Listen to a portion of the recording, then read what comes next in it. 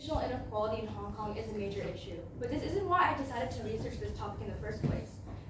Growing up, I was privileged to be able to go to an international school, have adequate training facilities, and join extracurricular activities. And I just assumed that this is how every other child my age was living. However, I lived in a neighborhood where there was an underprivileged local school next to me. One day, when I was 6 years old, I was walking past there, and I noticed that they had little to no classrooms and a basketball court half the size of the room we're standing in right now. When I started researching this problem, I didn't even know what the Gini coefficient meant or what it was in Hong Kong.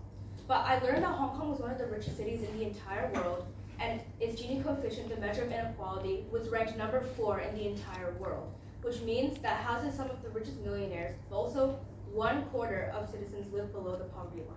That is 1 in every 4 people living under 3,000 Hong Kong dollars every single day. Now, how does this relate to educational inequality? Well, one of the biggest driving factors for educational inequality is the economic factor.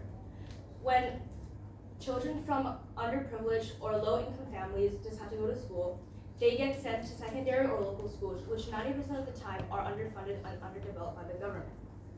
This means they don't have enough access to study materials, training facilities, and quality education. This detrimentally affects them because sports is one of the greatest ways to improve mental and physical health. And when asked, 80% of them said that they had no life goals, like dreams to pursue in life or motivation. This is a huge issue because what they're worried about is the basic needs of survival, habitat, living, and supporting their own families because the government fails to support them in the education system. Most of them living in slums, and some even living in cage homes currently, have to worry about the basic needs that they need to survive in the now instead of focusing on their careers.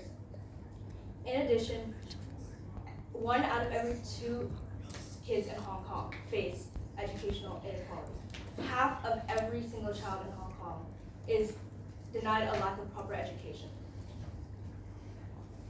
In addition to that, 3 people in Hong Kong commit suicide every single day. And the driving factors to this are a lack of education and pressure to do well and succeed in their future, which is nearly impossible to do if they are given the resources they are given. How are they ever supposed to break out of this intergenerational cycle of poverty when all they are given are limited resources and inadequate funding? However, there are solutions to this problem that every single one of you in here can participate in. For me, what I've been doing and will continue to do until this semester is over is volunteer at a local school in Hong Kong to help kids learn English, math, and teach them the basics of volleyball. Because I believe, at least for me, volleyball was one of the things that always made me happy, and it was one of the things that made me motivated to do things in life. So giving the opportunity to students would be a major help, and so can everyone here because it is funded, it is organized by HKIS, so anybody in this classroom could help anytime they want for even just 1 weekend.